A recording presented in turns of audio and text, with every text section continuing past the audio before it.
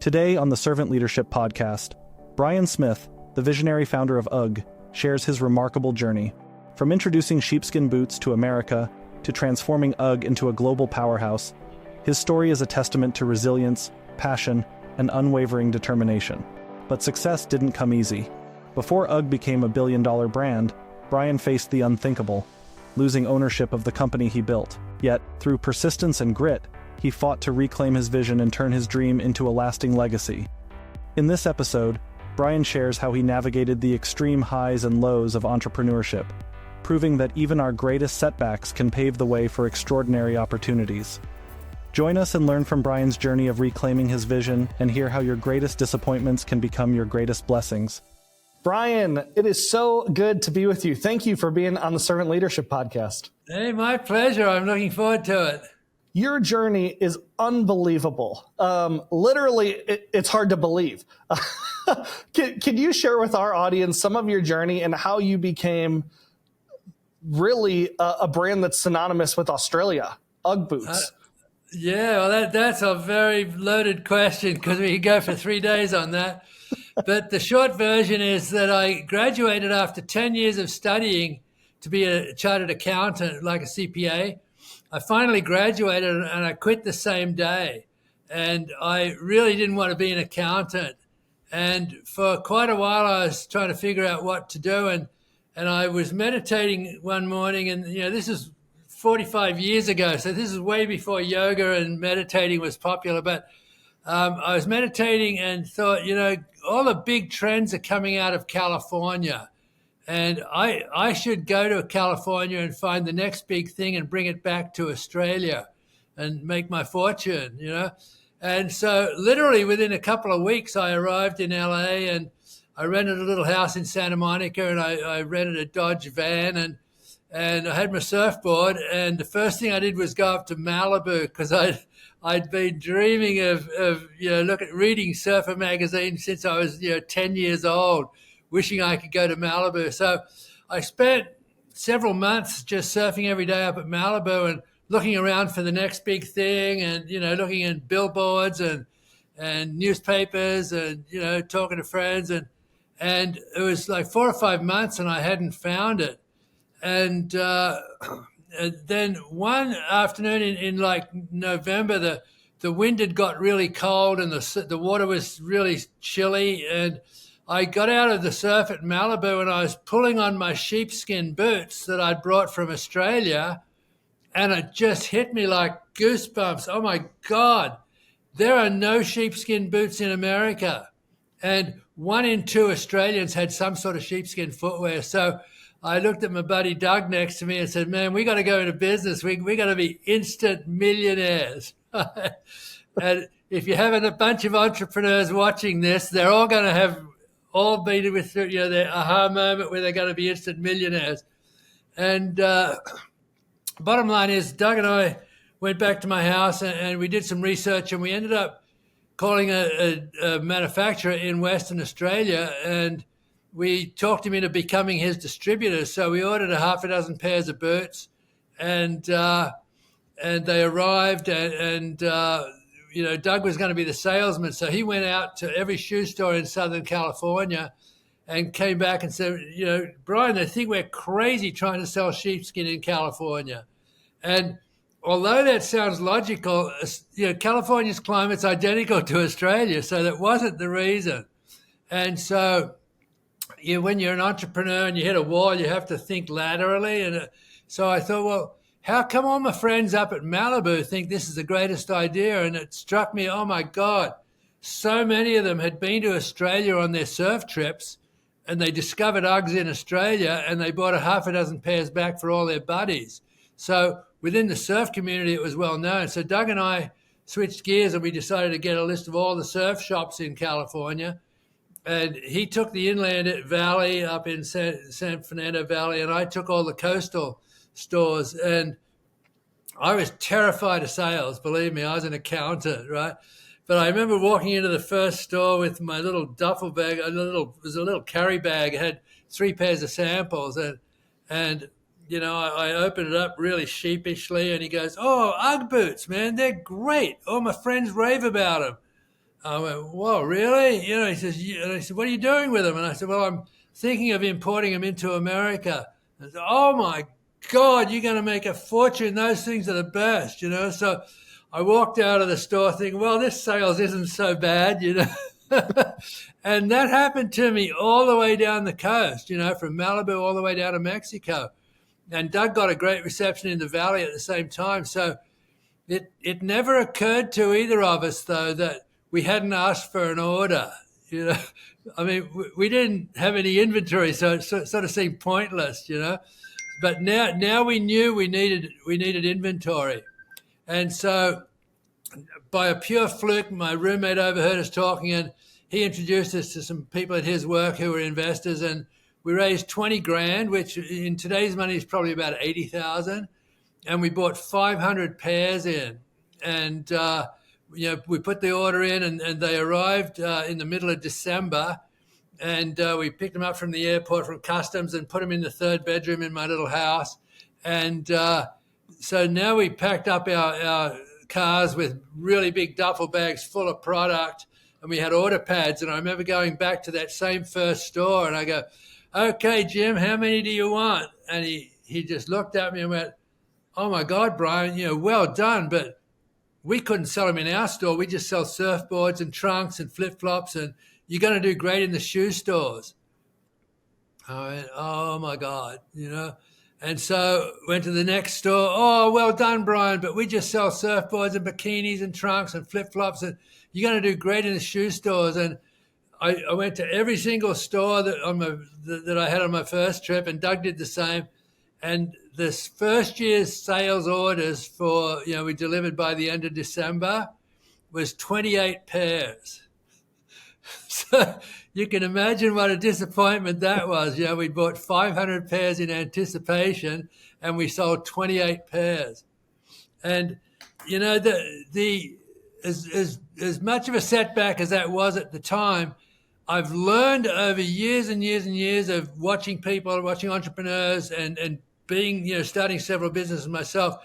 There's a common theme for every entrepreneur, and that is that you can't give birth to adults, right? Every entrepreneur conceives of the idea, and then they have the big aha, and they take the first action, which is the birth. Like the birth of UGG was me buying 6 pairs of samples. And then every business just goes into this horrible infancy, and it just lies there, and it lies there. And every entrepreneur will have gone through this. And, it's just so demoralizing, but you can't give up. You've got to keep feeding the baby and changing diapers and stuff. But eventually it'll start toddling, and that's when, the first true believers are out there talking about your product, and magazines are writing articles about you. And that toddling eventually goes into the youth phase, which is a really good phase because you have sales and marketing is working and production is working. The warehouse and the office staff are working, and, all of the elements are working. And you can run a $20, $30 million company in that youth phase.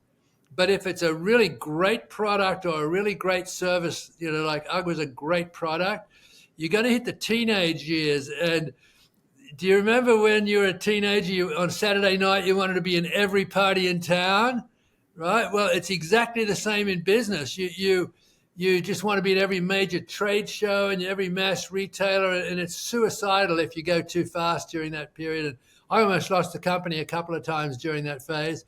But eventually, the accountants put all the controls in, and it becomes a mature company. So that, I'll hold my book up. It's called The Birth of a Brand, and it's a roadmap for entrepreneurs. And it starts off the day I, had the idea all the way through till I sold the company, which was 19 years. And it's just got so many points of philosophy and spirituality, how to get up after you've been knocked down, how to work around people, how to, overcome financial situations. And it's just turned into being, a really good book. And so that's the short version of how UGG got started, with the sale of 28 pairs. It is such an amazing story. And I think one of the things that that really interests me personally is what you said. You thought it was $1 million idea from the get-go. Yeah. And maybe it was, but that perseverance to get there, so it's unbelievable. I don't think people realize when they look at you and some of the things you've built, and UGG especially, it was riddled with challenges and times that it might have gone under even. Many times, yes. Share with us, what was that like? Because it wasn't easy, and you really did almost go under a couple times. Yeah, well, it took nearly 5 years for me to figure it out. And I could have given up so many times in that 5 years. But, you know, because December was like the end of the year, that's why we had a 28 pair year, right? But I sold January, February, March at, swap meets and street fairs and everything. And the best deal I had going was the back of my van in the parking lot at Malibu. So, excuse me a sec. The best thing I had going was the back of my, Dodge van in the parking lot at Malibu, because I would go up there at 6:30 in the morning, I'd surf, and then I'd get a cup of coffee and I'd open up the back of the van and I'd be open for business, And after a few months, like the word of mouth got out that, hey, where'd you get those UGG boots? Oh, well, there's a guy in the parking lot at Malibu, So like I had a pop-up store 40 years before pop-up stores were really popular, And so I ended up selling about $5,000 worth of product over January, February, March, and then the summer came. I had to get a summer job. And the next season I thought, okay, I'm going to advertise. So I got this good-looking girl and a good-looking guy, and I posed them on the beach down at La Jolla, and the perfect hair and clothing, and the UGG boots were like, this big in the photograph, and I ran the ads October, November, December in Surfer and surfing magazines, and the sales went to like $10,000, which should have been way, way more. So I shut it down for the next summer, and the next summer I was working in construction in Beverly Hills and Bel Air, and I thought, okay, next season I'm going to get better looking models and a more expensive photographer, right? So we did that, and we posed them on the beach at Malibu. The boots were like the main feature of the photo, and the sales that year went to $20,000. And I couldn't figure it out. It should have been way, way more. And so my next summer job, the third summer, was working on a golf course in East San Diego as a greenskeeper. I really loved that job. But during that summer, I realized, I'm just going to go out of business because Americans don't understand sheepskin. Australians, we're born with sheepskin knowledge, and you cannot rip one. And you can get them wet while you're wearing them, and they stay warm. And you can wash them. And Americans was, it's too hot and it's too prickly, and we have mud and slush where we are, they'll never work, And so there was a huge disconnect in just general knowledge about sheepskin. And so I decided, okay, I'm just going to quit off the inventory and go out of business. And so October rolls around, and every October the first storm hits the coast of California, and Californians go, oh, it's winter, So I got home from the golf course this October afternoon, and I was soaking wet, and I walked in my house, and the answering machine had about 25 messages from all of my surf shop retailers.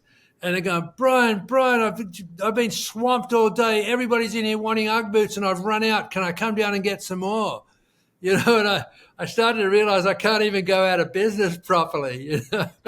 And so I ordered a whole bunch more from Australia, and I delivered everything I could. And this year I thought, I got to figure out this advertising.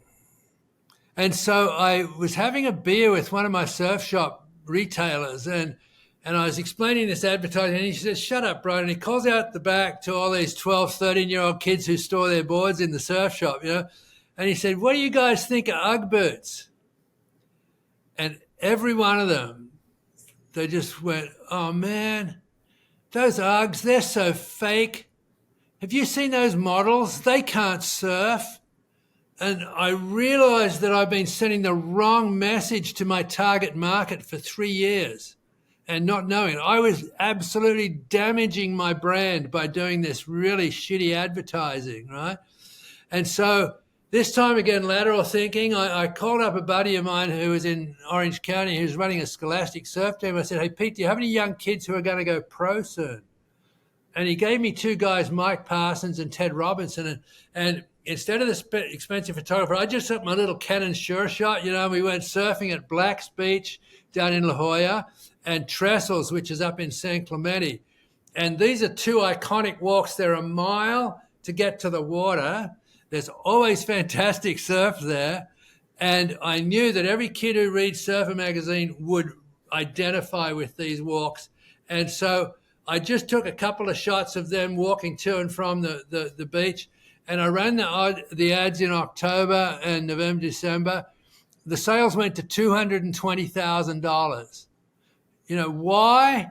Because I'd finally figured out that marketing and advertising is about, you never advertise your product. You advertise the feeling or the benefits of it, what it's going to do to your consumer. Like, I knew that every little kid who saw that would be, God, oh my God, I would die to be walking on that road to Trestles with Mike Parsons, So what does he do at Christmas time? Mom, all the cool kids at school have got Ugg boots, And so thousands and thousands of moms got inundated with this Ugg fever because it became a real movement.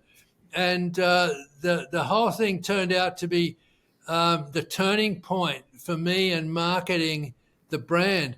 And the interesting thing is, in the early ads, the Ugg boots were probably at half the page. In the ads that worked with Mike and Ted, you couldn't even see them. They're almost invisible. And so it just shows that you never advertise the product per se. You advertise what it's going to make you feel like. And the more successful you can draw people into the photograph, or the website, or whether it's a video, the more you can draw them in and get them invested in that feeling, the better the ads will be. And so that was really the beginning of the surge of UGG.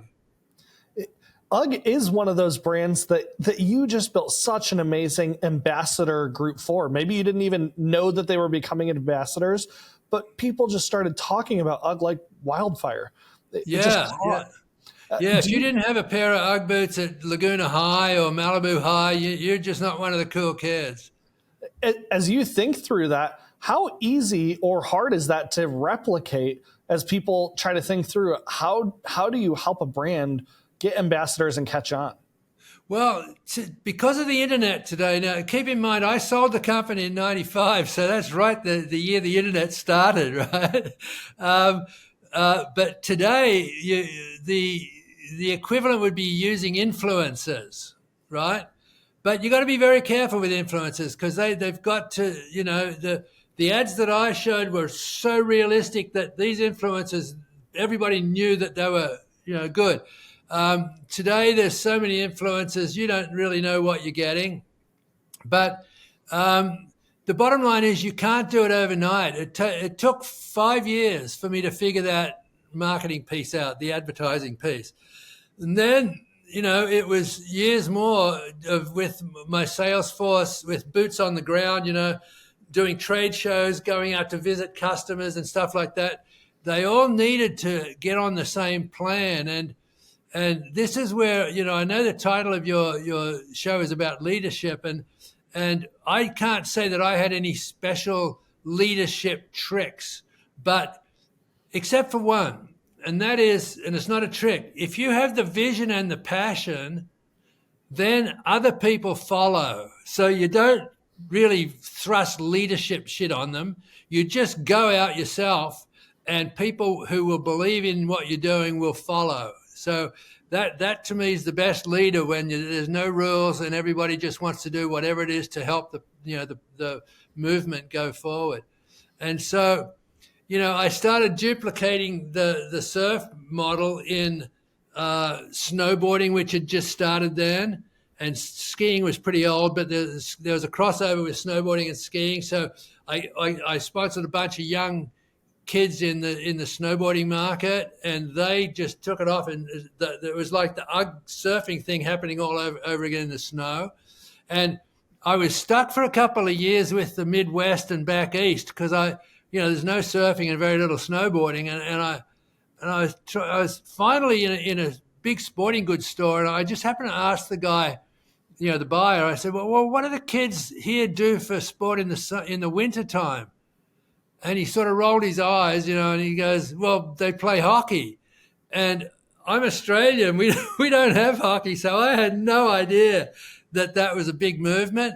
And when I started to research it, I found, oh, my God, it's bigger than surfing, So I started advertising in a little magazine in Minnesota called Let's Play Hockey in Minneapolis. It was a kids magazine. And I started sponsoring, the mum of the week and had all these young hockey players, wearing the product. And so that did, surfing, then snowboarding, and now hockey across the rest of the world. And all the kids back east are going, Mom, all the cool kids have got a pair of Uggs at high school, I want a pair. And so Mum's in the department store, buying them, and she goes, oh, my God, my daughter would like these. Oh, my God, I have to sit in that rink for 3 hours at 40 degrees, I might get a pair for myself. So the whole thing, it didn't just take off nationwide. Pocket by pocket by pocket, UGG was discovered. And that was a secret because it wasn't a fake big marketing push. It was a boots on the ground awareness thing that happened. And each area reacted differently. And, the timeline was amazing. So, it was a lot about understanding who the consumer is and trying to find what fits them to make them want to be part of your movement. I think that storyline is so helpful because people really are looking for the next overnight success or how to get rich quick or whatever. And I just don't see it happen really. I get asked a lot, how do you start $1 billion business? Because this is the third year UGGs have been $2 billion, right? And I just tell them you can't start $1 billion business because it takes two things. One's a breakthrough product or service. You can control that. You can hire a bunch of engineers to build a website. You hire engineers to build a product. That's doable. But you need a worldwide societal shift to happen before a product gets picked up and goes nationwide or international. And there were two, I looked at them as competitors. They didn't know I existed. But when I started UGG, there was Nike, who for years, 5 or 6 years, have been trying to get into the running market. And they were advertising in running magazines and trying to get into college, athletic departments and stuff. But completely outside of their control, the sport of jogging took off, right? Back in the very early 80s. And everyone who wants to get into jogging, is picking up running magazines going, what's the best shoe? And here's this Nike's been there. Nike, year after year after year has been there. So they all started buying Nikes. And as jogging took off worldwide, Nike got sucked into this vortex of demand and went into the billions, right?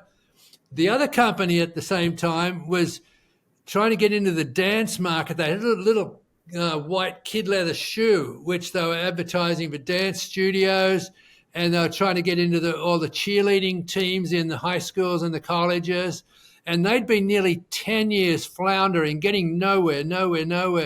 And then the sport of aerobics takes off, right? And that obviously was Reebok, and they just got sucked into this demand. Like people started going, well, the best shoe looks like Reebok, been around forever, And so Reebok got sucked into this millions and hundreds of millions and billions. And the interesting thing, which your listeners will love, is that I read the book called Shoe Dog by Phil Knight, who started Nike. And he wrote his book like I did. I started at chapter 1 and the sales 0, right? And went year by year what the volume was. Would you believe that the first 5 years sales of UGG was greater than the first 5 years sales of Nike, right? So even companies like that had to go through the birth to adult growth pattern. It's just infallible. That is so good and just so cool. And by the way, you are such a gifted storyteller. Yeah, I love that. Well, you talk about one of your gifts as a leader was vision casting. Yes. When you hear the word servant leadership or that term, what do you think of? Well, my first blush is that it's religious, right? As in Jesus serving, mankind. And so we should all serve and hopefully people will follow. But the best way you can serve, all my employees was to have a fun environment, and they got paid every week, with a potential for bonuses. And that was how I was able to get lots of people to see the same vision that I had and to help work towards that. Yeah. Well, one of the things that I've heard you say previously, and I don't know how often you say it, but you talk about some of your greatest disappointments becoming your greatest blessings. Yeah. How do you see that play out, and has it continued to play out post UGG? It'll play out for eternity, and it's been playing out for the eternity in the past. That I ask the question from the stage a lot because my real forte is speaking from the stage, and I ask people. I tell some stories about how I lost control of the company, and then by hanging in there, I finally got it back again. And there was so many times I could have given up, and I ask people, raise your hand if in the last 12 months something happened in your personal life, because I don't just talk about business. I talk about personality and spirituality and stuff like that. So something disastrous happened in the last 12 months, and now you look back and think, thank God that happened. And I promise you, 80% of the audience puts their hands up. It's such an infallible thing. And I could tell you, many times of problems that I had, sometimes with investors it was a disaster because my sales were so much greater next year, and the old investors didn't have any more money to put in. So I had to buy them out and bring in bigger ones. And each one of those was a horrible disappointment to have to get rid of the old company and start a new one. But within 6 months, we're like rocketing off on a new trajectory. And so every time the new environment became much, much better. So yeah, there's, and especially in a personal life, with friends or with family and stuff like that, something can happen that's a real disaster, and it'll maybe kick you out of the house. And you look back 6 months later and think, I loved being by myself, This is the best thing that ever happened. I got kicked out, right? So there's always a silver lining to, any disaster that can happen. Well, so you've talked a little bit about selling UGG, and you've talked a little bit about investors. From afar, you've had an interesting journey of in and out of UGG. And how did you first even decide we should sell some equity, and then share with our audience some of the story, because that in and of itself, whatever you can share, is a crazy story of some of the partners you brought in and how that kind of shook loose throughout time. Sure. Each time I had to buy out the smaller investor to get the bigger one in was a personal cost to me, because I had to go on the line and promise to pay these guys, back with a piece of profits. It was all, every deal was different, but finally, I had lost control of the company through having to sell investment put, but by a pure fluke, I ended up getting 100% of the company back. It's not enough time to go into that here, but it's a great 2 chapters in my book. It's phenomenal chapters on how I got the company back. And then I was much more savvy in bringing in the final investors who we could take it, from the 2 to 3 million, 4 million range up into the 10 to 15, 20 million range. And it got to the point where after about 5 years of that group, we had an incredibly good season, and we'd just done about 15 million in sales. And I was looking at all the preseason orders for next year, and I realized it's going to be around 25 million. And I had no way in hell of financing that, nor did my current investors. And so I started looking around for, ways to try and finance it, and that didn't look good. And I thought, God, if I don't figure out something, this whole thing's going to implode and the company will disappear. And the flukiest thing happened. I'm going to backtrack. Remember my little spot at Malibu? Well, 2 or 3 spaces up was another guy called Doug Otto, and he had these sandals. They were pink, yellow, and pink neoprene flip-flops. And he built his company, and we were in and out of surf shops all the time, seeing each other. This is 45 years ago, right? And he eventually took on a bunch of licenses and built his company that way. And one of the licenses he took on was Teva sandals. And you recall when the outdoor market took off in the early 80s, that early 90s, I should say, that market just went through the roof. And so he took his company from like 16 million to 66 million in one season. And then he took his company public on top of that. And so he was sitting on a war chest of about $30 million in cash, right? So back to my story where I'm faced with 25 million sales next year, I'm not having to know how to finance it.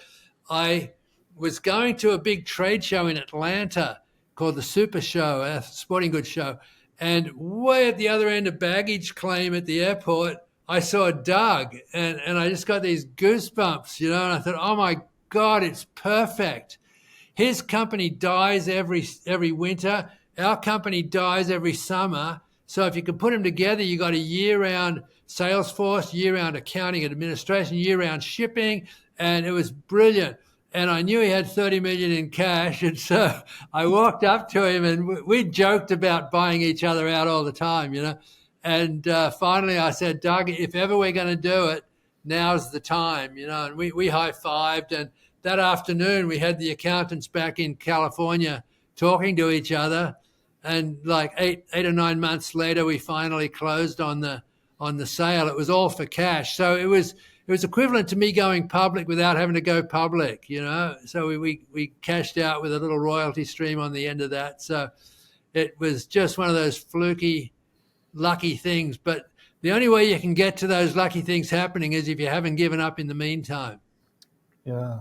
Well, and it seems like maybe before even that exit happened, there were a lot of troubled times getting investors on and just the structure of some of the deals. You learned a lot along the way with how to structure investments better, it sounds like. Yeah. Well, I'll try and squeeze in one more little story. That one of those instances happened with getting 3 new investors from Anaheim, and they were already in the distribution business. So I signed a new deal with them, but there was 2 provisos. One, I was going to be full-time on the road selling, which I absolutely loved by this stage because I was really, really good at it and I loved the product. The other thing, though, was I didn't get my 25%. We were all going to share at 25% each, and I didn't get my 25% stock certificate issued until I finished the trademark lawsuit, right? And so we moved all the inventory up to Anaheim, and I got them all set up there, and I went on the road the first day, and the very first store I walked into was Huntington Surf and Sport, and my buddy there, the owner, he goes, "Hey, Brian, I heard you sold the company." And I went, "What?"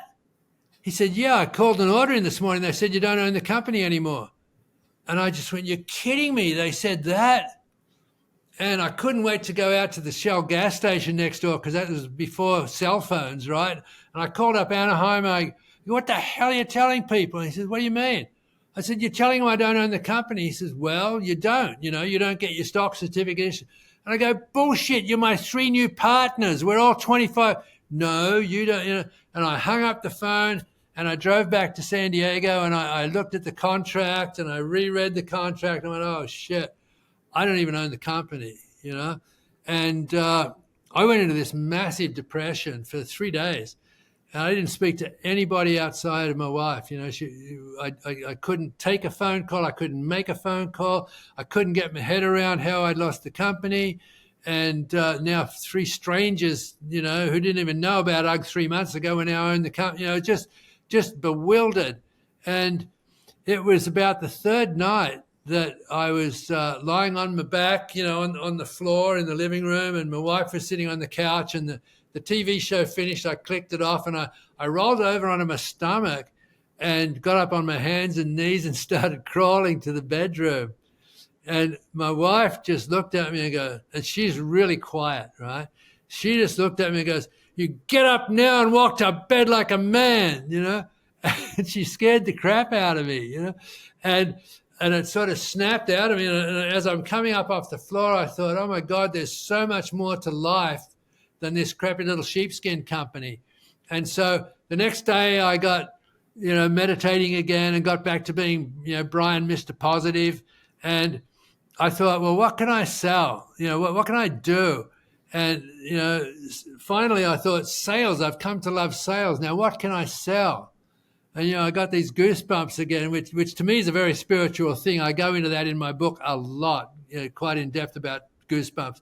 But I got these goosebumps and I thought, oh my God, I love Uggs, So I ate humble pie and I called the guys up at Anaheim and said, listen, I may never own the company, but I promise you I'm going to go on the road. I'm going to get every American in the country to wear a pair of Ugg boots.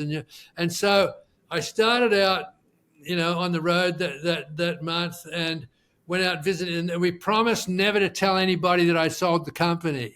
Okay, that was a big deal. So nobody knew out there in the marketplace. And I was just, sales wasn't even a job to me anymore. Sales was so much fun because I knew all the retailers. We'd play golf or we'd surf or and I would go into their store and organize the sheepskin section and they would just sign a PO when I walked out. They didn't even really look at it, And so I had that amount of trust with them all. And, I got back after that first month and Neil hands me an envelope and I open it up. It's a check for $5,000. And he says, well, that's your commissions. I went, shit. And I went back on the road. The next month was a check for 10 grand. And the next month, another check for 10 grand. And that's when that saying we talked about earlier, nearly always your most disappointing disappointments will become your greatest blessings. Here I was not even working, making, tons of money and having a great time with all my friends. And over the next 3 years, that led into me traveling all across the country. I had 30 sales reps in the country, and each one, every time I came to their town, they had to have their 10 best retailers lined up for an appointment to go see them. And so over the course of 3 years, 3 times I got to see 300 retailers, right? Which was like, you couldn't do that online anymore. It's just, you had to be there physically.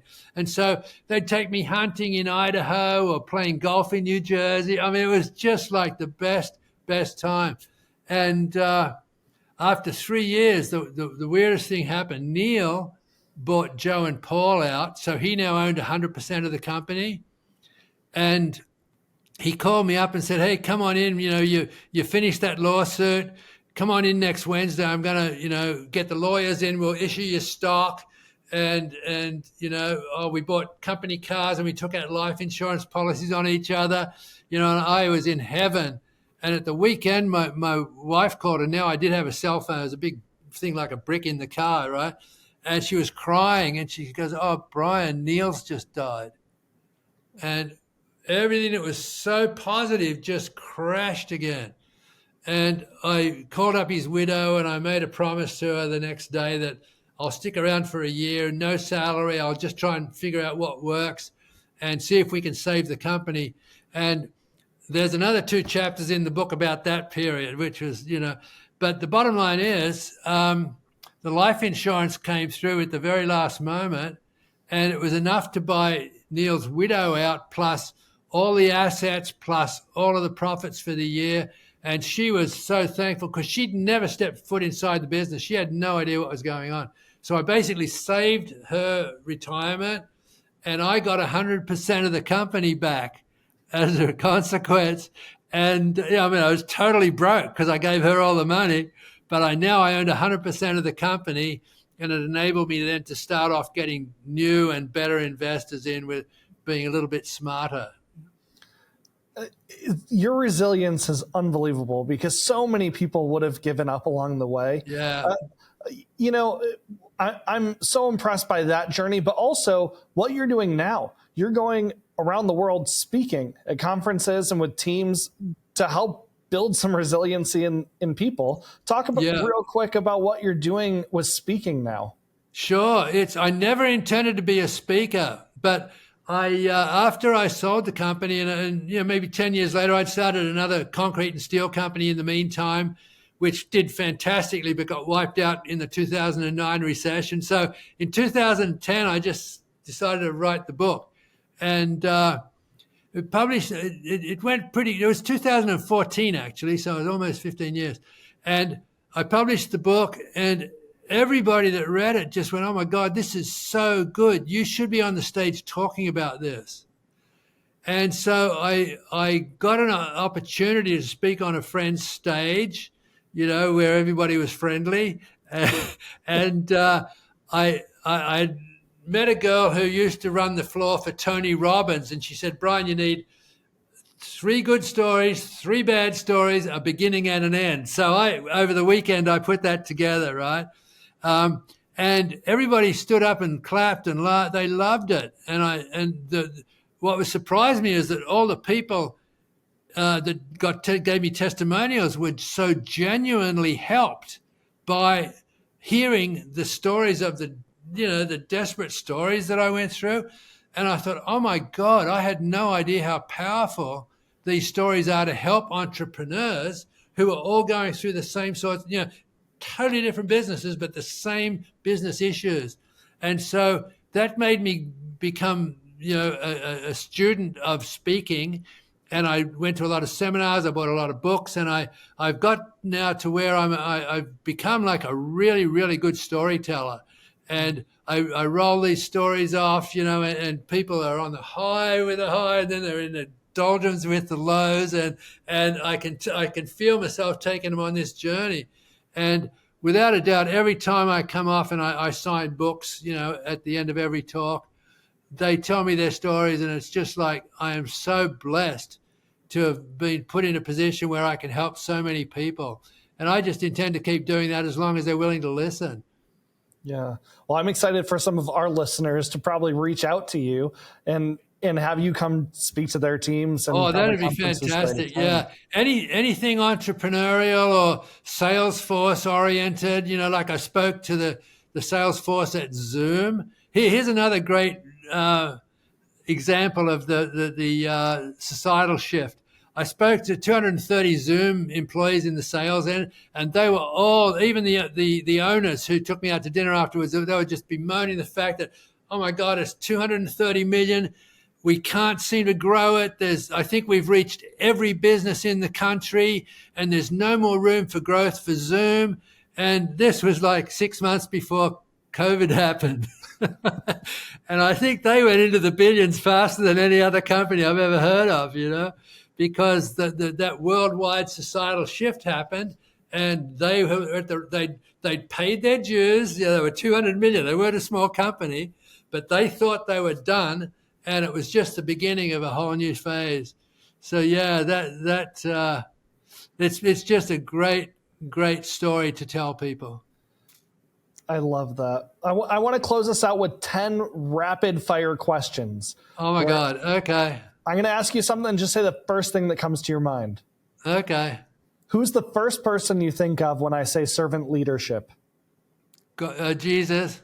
All right. 5 words that most describe yourself.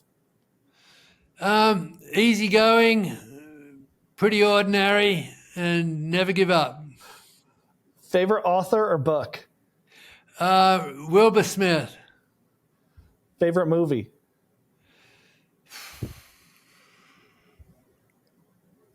That next one. Favorite food? Oh, Mexican, because I live here in San Diego. Favorite thing to do in your free time? Meditate and read. Okay. I'm surprised you didn't say surf.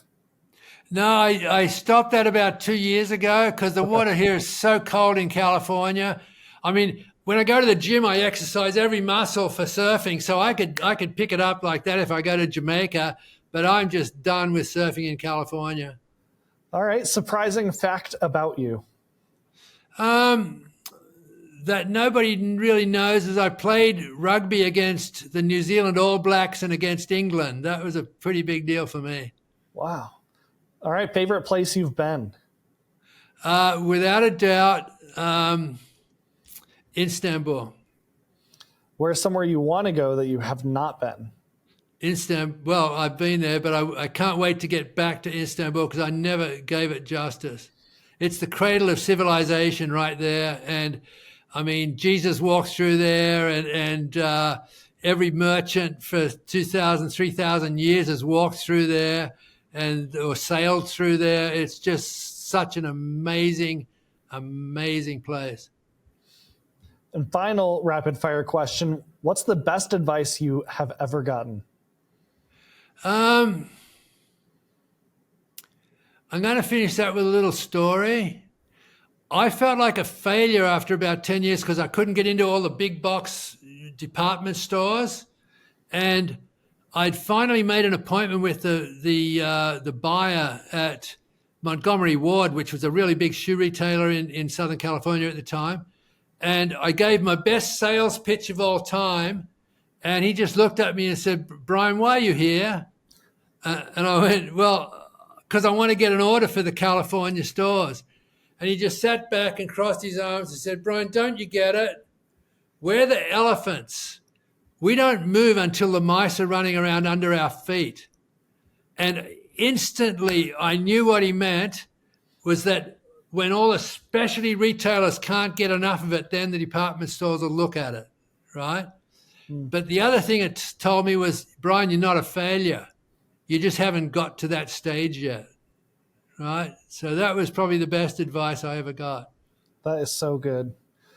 Well, Brian, thank you for sharing some of your story. I'm excited for people to go buy your book, excited for people to even ask you to come speak. And I'm just thankful for you.